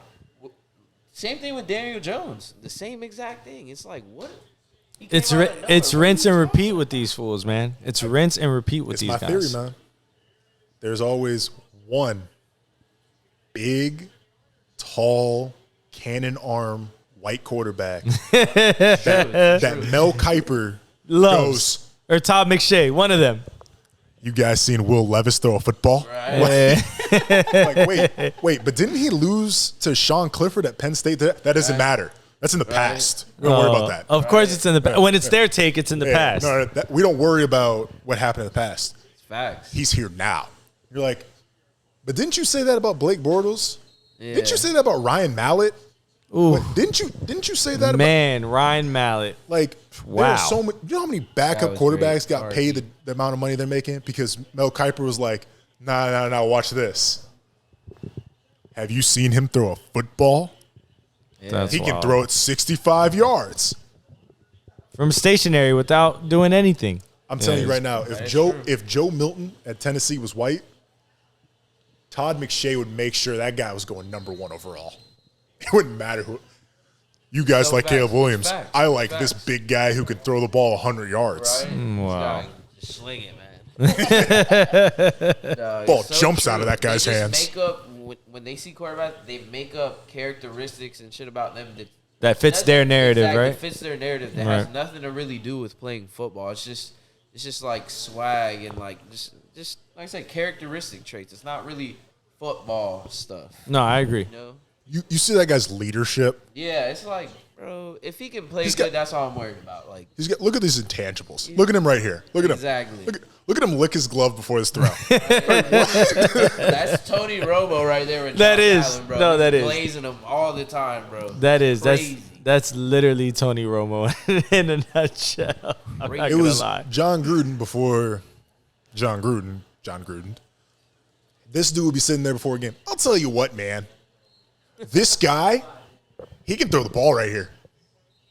Sound like Frank Caliendo, who didn't does even matter. perfect. Shout out Frank Caliendo, man. Bro, didn't even matter. He'd just be like, every time. He's like, you know what? This guy can throw the football. Joe Flacco might be the best quarterback in the league in 5 years. And you're like, Wow. Guy won a Really? Super Bowl. But yeah, I hear you. you know what? Jared Goff could be the best Carson Wentz could be the best And every time we're all sitting there like, I mean, he's the expert, I guess. I guess, right? Every time. You're like, Josh Rosen. I've never heard of him, but my okay. God, that- Sam Darnold must be, right? Chosen Rosen. Man, yeah, no, that Josh Rosen, that's man, that's up there with Jamarcus Russell for me, in And my we opinion. fall for it every single time. No, we do. As we're gonna go in here to halftime before we go to break, 14-3, timeout. Jets. 2 seconds left as the Chargers are gonna attempt a 55-yard field goal to close out to half to go up 17-3. I think the Jets call a timeout here to ice the kicker. But guys, man, this first half has been somewhat eventful with all these fumbles and all these turnovers. But the offenses have both been struggling. I think the Chargers have only a total of about 115 yards of total offense. Jets are at about 87 total yards of offense, which isn't obviously shocking with Zach Wilson there at the helm. Obviously, they're not an elite offense. But before we go ahead and go to break, we're going to come back with our money line picks for Week 10 as well. But can the Jets come back and win this football game? We know they have a chance of making it close, but can they come back and win here as Oh, he made it. wow, right down the middle to close the half. 55-yard field goal is good by the LA Chargers. They go into the half 17-3. Before we go to break, is this game over? No, it's not over. Okay. No, because of the decision making from the head coach of the Chargers. We're not Brandon Staley fans on this show. We're really not. Okay, to be fair, Brandon Staley, when he was going for fourth downs when he first got there, he was using the analytics to make it make sense. And it was fair. And like, you wanted to be the weird, quirky guy who does that? Cool. Live with it. And then the media shamed him out of doing it, and now it's weird when he does it and doesn't do it with the analytics. Yep. It'd be like if Mike McDaniels was like, you know what, they're making fun of me. I'm going to go get the biggest, strongest offensive lineman in the NFL and bring them all in to run with all these speed guys and be like, this doesn't make any sense anymore. Well, I thought your whole thing was speed and like being weird and quirky. Yeah. And he started trying to answer questions all serious. You'd be like, No, I don't know man, who this no, guy no. is. See? Exactly. It's I don't the like same that guy. thing. I don't like him. I don't like him. Staley did the same thing. Yeah. You got to be who you are. Yeah. No, I completely Best lesson agree. a coach ever taught me.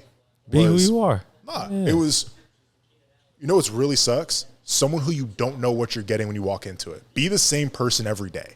I hear it. Yo, we got to go to break, though. But we're going to tap right back in with my dog, Ryan. Be rocking with me. Episode 7 of the Sports Bender Podcast, 17-3, Monday Night Football, Jets, Chargers. We're going to be right back, man. We're going to let you guys know what we tapping into the second half of this game. Football to close up Week 9. Got my dog, Craig 305 in the building, man. You already know what it is. What's goody? What's up? You already know Yes, what's up, man. sir. Surprise. Big shout out to my dog Ryan, man, just for tapping in with us for the first half of episode 7, man. That was sure. great content, man. Yeah, Great some great insight. things. Yeah, great insight on just the world of football and just how tough it is to play O-lineman in this game, man. It's not easy being an offensive lineman in them trenches, bro. It is not easy. It is but not. shout out my dog Ryan again. But yeah, man, we're gonna tap into money line picks before we transition into some basketball. Close out episode 7 for you guys, but we want to make sure we give you guys some solid picks. Week 10 around the corner. It's gonna be a couple buys. Dolphins don't play this week, but still some good games on the table here Week 10. So we're gonna start off Browns Ravens. It's a good game here. Browns, Ravens. Browns. I'm going Browns. You're going Browns? It's not a bad pick. Where's the game at? Baltimore. No, Browns Ravens. Yeah, I just feel like the Browns. They have crazy games. I'm gonna go. Yeah. I'm gonna go Baltimore. I'm gonna It's go. gonna be a Baltimore. close game, I think. Damn, I'm gonna go Ravens first pick. I'm gonna go Ravens. Packers, Steelers, in Pittsburgh. Steelers. Steelers as well. Texans, Bengals. Texans 4-4 in Cincy though. Bengals. Bengals is looking hot. Yeah, Bengals is looking hot. I'm gonna go Bengals as well. I'm gonna go Bengals. Panthers, Bears. Panthers. Shit show. It's a shit show. I'm going with the Bears. I'm gonna go with the Bears too. Give me the Panthers. Colts, Patriots. Colts. I'm going Colts. Colts are looking nice. They're looking like they're finally. That New England? Yeah, it's in New England. I'm gonna go New England here actually. Yeah, I'm gonna go New England here. Colts. Hold on. You know what? I'm gonna go Colts. Because I want them to win. So fuck New England. I hear you. Niners, Jaguars. This is a good game. Might be game of the week. In Jacksonville. I'm going to go Niners, though. They can't lose four straight, can they? I lose 4 straight. I think the Niners got it. This might be It's in Jacksonville, though. I know, but this is It's in gonna be a good Jacksonville. one. Gotta They prove just you're themselves. coming off a bye, right? I think San Fran just had a bye. yeah. So Hopefully they regrouped. You know. yeah. They got hopefully Debo back. Debo's been out. But Jacksonville also had a bye, too. They didn't play this past week. Okay. Both are well rested. All right. Just give me the Niners. I don't think you can't. Yeah. It's a toss-up. it's really a toss up. Like Niners I are don't favored, think they though. lose 4 in a row. But honestly, if it happens, it happens because it's the NFL, and I could definitely see them losing to the Jags. To be honest with you, So Right. No, It I is hear what it. it is. But I'm gonna take them anyways. I'm gonna take the Niners. Saints, Vikings. I'm going Saints here. Yeah, the Saints are looking hot. They still have some issues to work out, but obviously, you know, Minnesota has more issues to work out. So I think I'm gonna go Saints for that. Who is it in the Saints and Vikings. yeah? Give me the Saints. Titans, Bucks. Another shit show. Yeah, it's another shit show. Give me the Bucks. I'm going to go Tennessee here. Yeah. Shout out Will Levis. I'm gonna go. I hope they start him. They still haven't. No, they got to They start him should now. be starting He's him. played two really good games. First one was an elite game. Depth chart. The first one was an elite game, and that game Bro, against Pittsburgh was not He bad. played good against who they play on Sunday? They played No, they played Pittsburgh on Atlanta. Thursday. No, but I'm saying the Sunday before they had played Atlanta. Nigga, that was an They elite played game. good. No, I didn't say it wasn't. No, I was I'm saying just he saying played good, and then the Thursday night game, bro. You gotta realize second game, short week, away Mike game. Tomlin defense. Mike Even Tomlin, Pickett didn't really have a good like game. yeah, like Zach Wilson getting sacked here. Yeah, 3 minutes Jets- left in the third quarter. The Jets have a whopping 50 yards rushing Wow. in the third with 3 minutes left. Man, the Jets are, man, they can't protect Zach Wilson, man, and it's not looking too good here. Joey Bosa's wrecking this game right now. Yep. Back to the money line picks though. I'm gonna go Tennessee here for the Bucks game against Tennessee. Okay. All right. Falcons, Cardinals. Another bad game. But I'm going to go Falcons here. Cardinals, worst team in the NFL. Yeah, if the Falcons don't win this game, then I don't know. I don't know what to say. Like you, Is Murray coming back?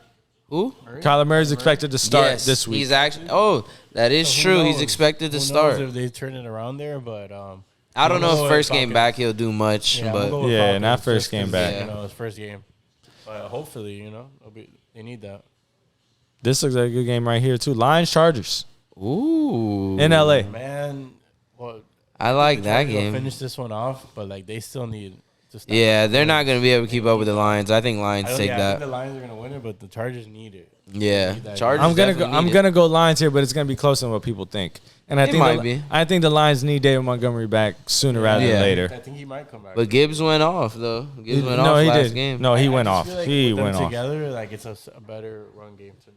Even though Yeah, he does go off. the They haven't Tandem. learned how to use them both efficiently, though. Yeah. It's either one or the other getting Yeah, off. I You know think- what I'm saying? Too. What'd you say? Like I think they're still gonna Yeah. use both. Oh, yeah. Dan yeah. Campbell said it. He's doing by committee. Yeah. Okay. Well, we'll Maybe see. starts to get hot. They'll probably give him the ball more. But We'll see how long that can last, obviously. yeah. But Commanders, Seahawks. I think Seahawks get this game. They need this game, too. Yeah, It's in they need Seattle, and they got their ass whooped Yeah. yesterday. I think they Seahawks. take this game too. They got to. Giants, Cowboys. Hey, Oh, Believe it I'll or go with the not, Cowboys. I want to say Giants really I want to say bad. the Giants because I want the Giants to win. I want to say Let's Giants. not try to make it cute, bro. I know. But you know, there's upsets Cowboys every lose week. that There's game, upsets every like, week. wow. There's upsets every week, but they don't have Daniel Jones. Tyrod Taylor's not going to beat the Cowboys. I'm sorry. It's in not. Dallas too. Saquon beats him? No, I'm just kidding. He can play quarterback, right? Nope. It's not happening. Yeah, I'm gonna go down. I'll go Dallas. He's gonna have 30 touches at least in that game. Yeah, for sure. Keep giving him the ball. Jets Raiders in Vegas. Shout out Clutch Rips. Oh, shit. Yeah. Jets, man. This is an interesting one, bro. Antonio Pierce looks like he's got the pulse of his Yeah, team, man. exactly, because I'm telling you. like when you're facing a team like that that's just motivated and they want to go balls to the wall, pause for their Hey, coach. You know, they want to run. They can run through a brick wall for him. You know, it's hard. And then the Jets, you know, even right now they're showing that when the defense can't make a play, Points are hard to come by. Exactly, points are hard to come by, bro. And the Raiders defense very underrated. You got Crosby, you feel me? Like I can't really name anyone else besides him, to be honest with you. But they've been playing pretty decent. They stomped a mud hole in the fucking Giants. No, for You sure. know, And offensively, they man. still got Devontae Adams, Josh Jacobs, and Jacoby Myers. Those are all three very good skill position players on the offensive side of the ball. I'm Yeah. gonna go Raiders here. Man, I'm gonna go with the Jets just for Cody. I hear it. I hear it. Like, It's in I really- Vegas. It's not a bad pick. I It's not a could bad see pick. the Jets winning that game, but I will go with the Jets know. for Cody, bro. like I don't know. Like if they can't protect Zach Wilson against Max Crosby, then they're gonna have a long day. Right. Yeah. You know, I it's gonna agree. be tough. And then you gotta, like, yeah, you got Sauce, you got all these people, but the Raiders do have Devontae Adams, Josh Jacobs, Jacoby Myers. So you gotta worry about those. And then they got the rookie tight end. Like if you're not paying attention to that guy, he could slip out for 40 yards up the seam. You know, so the Raiders, they have a team that is dangerous. You know, if you sleep on them, they could pull out a win, an ugly win on you. You know. No, I hear it, man. I completely agree with that. And we got the last game of Week 10, Broncos at Buffalo to play the Bills. Buffalo, man. That the Sunday night game or Monday night? Monday night game. Yeah, crazy. What's the shitty Sunday Monday. night game? The Jets Raiders game. Oh my God, that's a Sunday night Oh, game. prime time. No, they were Oh, my they were goodness. obviously expecting Aaron Rodgers to play to go against his former That's All-Pro wide wild. receiver in Devontae. Justin Herbert rushing for a first down Yeah, on nice. 3rd and 8, Nice backed 10 up on yards his right own there. 10. Just gets a first down. That's some guts right there. That's crazy. Pause. but yeah, man. Hey, Week 10. You guys make sure you guys tap in with us, man. We haven't gone live in a while, man. We've been busy working, taking care of shit. We're dads on this side. This guy's busy all the time.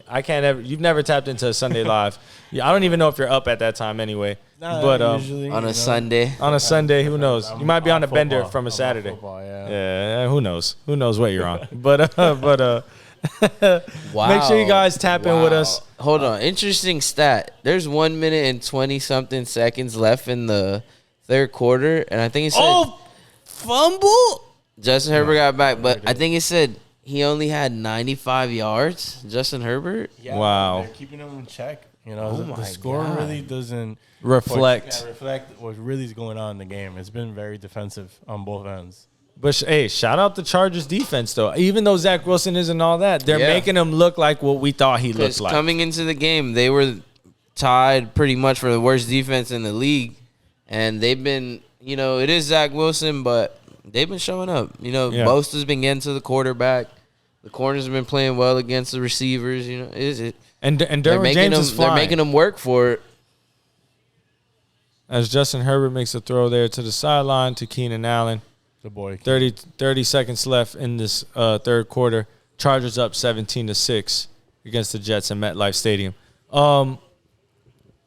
Those are our money line picks. Again, before we transition over into basketball, make sure you follow us Did on we pick the TikTok, Monday Instagram, night game? YouTube. My bad. Yeah, we did. Bills, Broncos. Oh, Bills. Yeah. Yeah, we got Bills. We got Bills in that one. Money line at least. Again, follow us on TikTok, Instagram, YouTube. You know where we at. TikTok. You know my dog Craig 305 in the building, always holding it down. Make sure you guys tap in with us. But before we close out the show, man, you know it's Miami Heat basketball time, man. You know what time it is. Baby. Sorry, Los. Had to do it to you, buddy. Had to do it to you, buddy, as we squeak out a 1-point win Sorry, against LeBron. against the Los Angeles Lakers. Bam! With a 20-20-10 game. I saw his stats, dude. Damn, 2020. Woo! I saw his stats, Goody. bro. I'll tell you specifically Talk what he about had. beating but- good teams. What about Tyler? What do you finish with? Well, Bam had 22 points, 20 rebounds, 10 dimes. Tyler had 22 points, 5 rebounds, 5 assists. I like Okay. it. And Jimmy had 28, 4, and 6. I love it. Big three holding it down, guys. Okay. As LeBron James finishes with 30 points, 4 rebounds, 3 assists. And Austin Reeves goes 23 and 10 and 9. Almost has a triple-double himself. But Anthony Davis, where the hell you been, buddy? Always, He buddy. plays 25 minutes, gets 9 points, 6 rebounds, Davis. 4 assists. 6 rebounds. So Bam got 20. So he been killing them on the glass. No, he murdered him. That's he crazy. murdered him on the glass today. But they only won by 1. Yeah, that's fine. But guess what? Y'all be trying to say Bam ain't a true center, but he outdid AD. Supposed to be top 2, top 3 center in the league. Possibly best center. I in the consider league. him a power forward, though. I feel Bam, you. yeah, for sure. I would love to see Bam be able to play power forward. Like I wish we would have gotten Brook Lopez or Robin Lopez, the center from the Bucks. Yeah. That would have been an amazing pick for the Heat, but obviously he re-signed with them. Somebody like that can take away that pressure of the center and then see Bam be able to run the power forward. I would love to see it one day. I don't know if we'll be able to, but it would be nice. Maybe with this kid that we got, like the kids are getting good. Jaquez? Yeah. So no, not Jaquez. The center. Who's our center? Oh, Highsmith? No, we got some center. That he's pretty tall. He's new. He's just started on the team. I forgot his name. No, I don't know. But the dude looks like he can hold the center spot. I like Jovic, too. Jovic is showing flashes of really good play. He's a shooter. And he can move without the basketball. He can run the floor, and he can initiate offense. So, like, when he rebounds, he doesn't have to outlet. He can bring the ball down off the glass and initiate instead of always having to give it up. Yeah. And I think we need to make an offseason trade if we want to make a push, man. What position, though? I think point guard, man. We need a point guard. And if I'm us, I'm going after guys. I'm giving John Wall a call just to see what he got left. I'm just saying it's better than Kyle Lowry, yo. And I'm sorry, I yo. don't even mean that in no kind of way, but John Wall, the last time he played, he had some good games, but he didn't really No, I'm saying show yeah, me I feel anything you. that makes me I'll warrant to tell like. you. All right, though, a he's guy- been active. He's been out here and he's been training. All right, one guy in the league. Yeah, I think he's been training too. He's been trying to get back into the he's league. been out here in Miami. Yeah, I heard he's trying to play with the Lakers. That's what I heard. Yeah. But, if I had to pick one player that's in the league that I would want as a starting point guard, you know who would fit perfect for us? As Justin Herbert gets a first down right here on 3rd and 9 to start the 4th quarter. I love Bones Highland, bro. I don't know why, but his game to me fits what the Heat need. He's a high-paced guard. He could get up and down. He could pass. He could shoot. That'd He's be not. a little underrated pickup, but I don't know if he would start. I mean, Kyle Lowry's our starter, bro. That's what I'm saying. It could be Bones Highland, Tyler, Jimmy, Bam, and Thomas Bryant. But what I'm saying is, think of how the Heat are built. They're not trying to have a Bones Highland run the offense like how Kyle Lowry does. But Kyle Riley's just on- not good anymore. They would bro. rather Bones Highland come off the bench and be like low-key a defensive presence and could score, because Bones Highland is a great defender. Like he's really good. He's a really good two-way player. Like he can give you some points off the bench. You know, that's what he's been doing pretty much so far in his NBA career. So. Right. I don't know. I think he needs more opportunities. I think he's better than what they're giving him opportunity to show. I think the Heat need a player like that, though. Maybe that goes against what they already have, because they already have defenders. They already have guys who can shoot. They already have guys who have smart IQ and cultured and guys who know how to play hard. But they don't have a guy who can just be electric at any time. Give them 10 points in a quarter that they weren't expecting. Right. I think Jovic could be that. I think Jaime Jaquez is showing that he could also be that. Too. But they're just not ready yet. That's just not where they're at. And for this year, I think a guy like Bones Highland, or I don't know, man, somebody who could be like a spark plug for us, you know, and can fill that starting point guard role. Do you think the Heat are missing anything? I feel like they're missing some more size. Like I would love some more size on the team, but you're right. Like, they do need a point guard. I still think that they can, handle it with what they have. But if they can at least get some size, the Heat have shown us that you can't underestimate them, no matter Yes. who they got. All they need to do is get in the dance. Yeah, and they'll find a way to get in there. I know it. You know, who knows where they can go, but I wish that they could, you know, pick up some more size. If they find something out there that's worth it, I would make a move. No, I completely agree as well. I wouldn't be mad picking up a power forward or a center, especially the backup Bam. Pressure off of Bam, Yeah, the backup Bam for sure. Before we go ahead and transition to the Western Conference, because we know it's the Wild Wild West over there, I want to talk about the Celtics and the Bucks, because those are two teams that obviously were highly touted out of the Eastern Conference, teams that they put over the Miami Heat in terms of the power rankings and how people projected their seasons to go. What are your initial reactions to how those teams are doing, and are any acquisitions like Damian Lillard or Kristaps Porzingis and Drew Holiday for the Celtics, have any of them surprised you throughout these first 2 weeks of the NBA season? For me, I think it's more Kristaps. You know, like if he stays healthy, like he could be a good player for them. I really wish that he would have got Dame. You know, Dame's a game changer, and I feel like he would have been that point guard role / shooting guard that would have given us those quick 20 out of nowhere. Yeah, Right. Even 40. Unfortunately, we didn't get him. Obviously, the Bucks, you know, are way better with him, even with the loss of Drew. I think they're going to be the standard. It's going to be them, you know, and then hopefully that he can compete with them. But right now, the Celtics and the Bucks, I think, are on the East. They're the cream of the crop right now. yeah. I mean, that's what it's looking like, and that's what I have to go with for now. But yeah, if Kristaps stays healthy, that Celtics team looks dangerous, and I think that would be the piece. Oh my God! As Keenan Allen just made, Keenan Allen. Keenan Allen just made a catch of the year type of play. He's on the people's team, just so that you guys Yo, know. look at this 360. Wow. Hello. Back. One hand. No. Let's go. I know Keenan Tony watching Allen. that, he Yo, did. Keenan Allen, you're wilding. Tony Oh, watching Justin that, he Herbert has to take a sack there after a Had huge to play take right the there. sack after the play, but wow. Wow. Keenan Allen, we are not worthy, my brother. Woo. One-handed spinning opposite direction. Catch it, spin it. That boy did a 1080. Yeah, he did.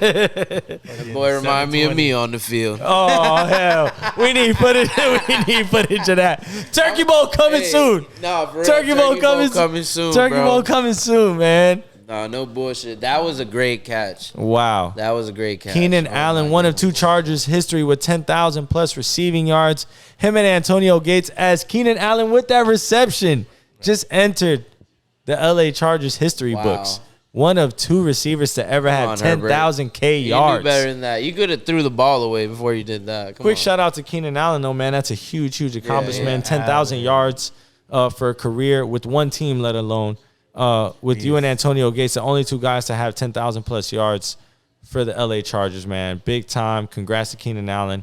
Oh, man, he would have a lot more numbers, obviously, if he would stay healthy and been able to play, 16, 17 games consistently. But, man, even with the injuries, it's always been just a big-time playmaker for them. With Justin Herbert, with Phillip Rivers, with whatever quarterback they had, he was always consistent, man. Justin Herbert drops back 3rd and 13, trying to make a play here in the fourth quarter as he's going to run for it. Oh. Like, He almost got he lit almost about the to get fuck hit up. stick Oh, my goodness. as he's able to That was step. crazy. He's able to step out of bounds. But It sucks like in that situation, like if you would have hit him, even though he kind of juked it, like they might give you a pass roughing the passer call. Oh, hell for yeah. sure, for sure, That for sucks, sure. But it's like, bro, what are you supposed to do? Like, what about if he like? It's the NFL, brother. It's what we have to live bro, with. that's- Before we close out the show, though, man, we got to break down the Western Conference of the NBA. As we just talked about the Lakers losing today against the Miami Heat. But, dude, I can't tell you how I feel about these Golden State Warriors right now. That team, for me, they're looking right. They're looking happy to be playing with each other.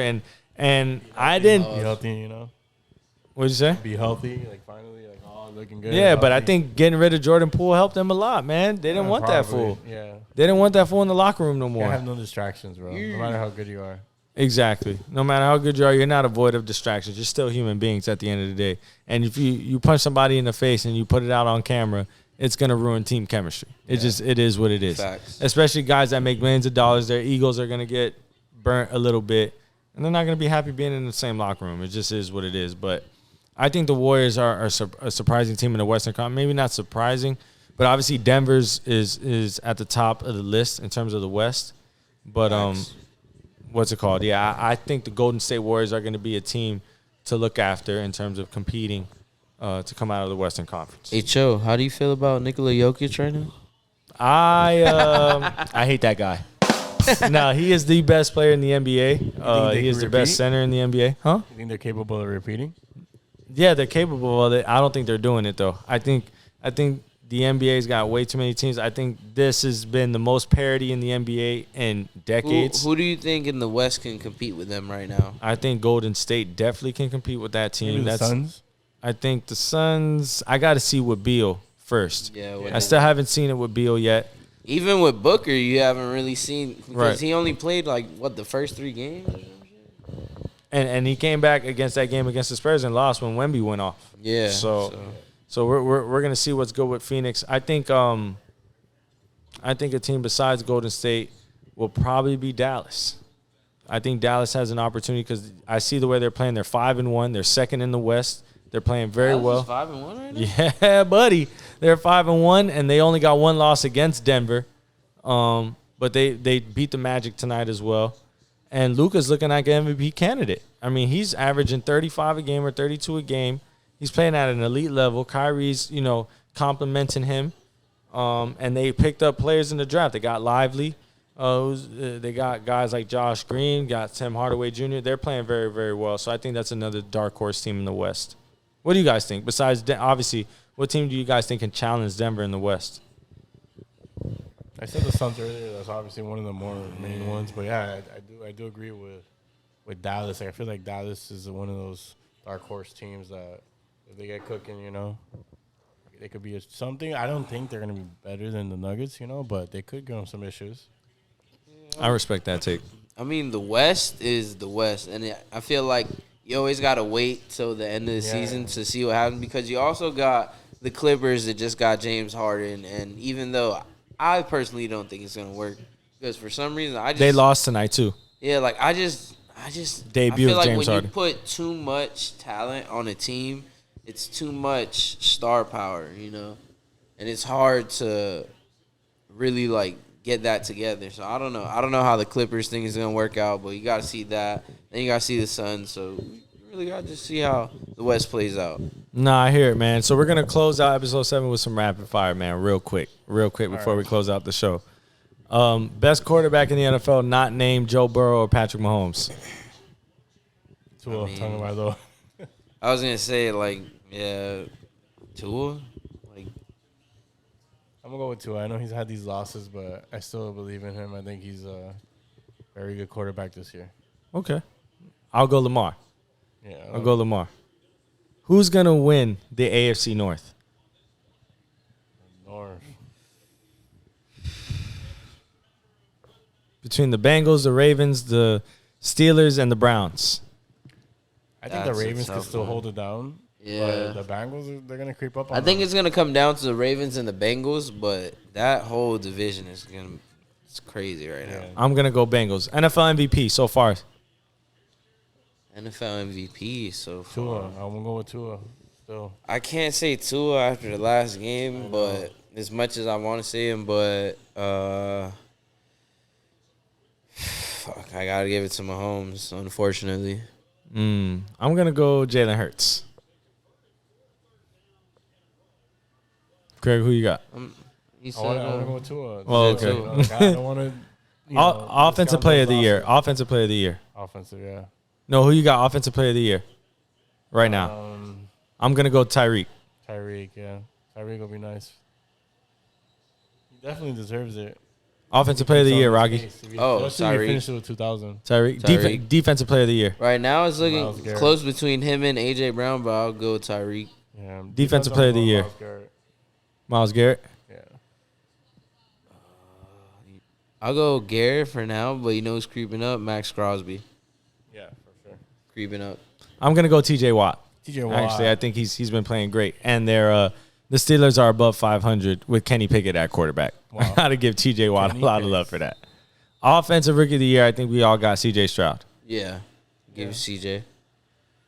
For sure, and CJ. coach of the year so far through 10 Mike weeks. McDaniel. That's a tough You one. got the swagger, especially if we keep on winning, bro. You guys a genius.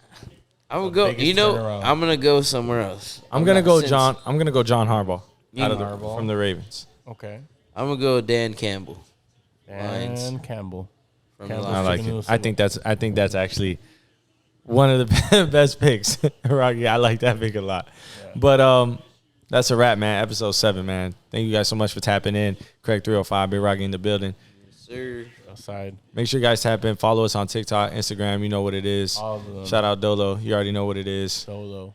Hey, Episode 7. hey, girl, wish me well. I don't keep no chain, no ain't no wishing well. Don't kiss and tell. She still got my skin under her fingernails. Who the hell let you in this bitch where you look like you 12? Send them shells, cause I heard a dead man cannot tell a tale. Wish me well. I don't keep no chain, no ain't no wishing well. Don't kiss and tell. She still got my skin under her fingernails. Who the hell let you in this bitch where you look like you 12? Send them shells, cause I heard a dead man cannot tell a tale. Oh, for real, I be calling shot, you just be calling 12. Raw as scale, duck it.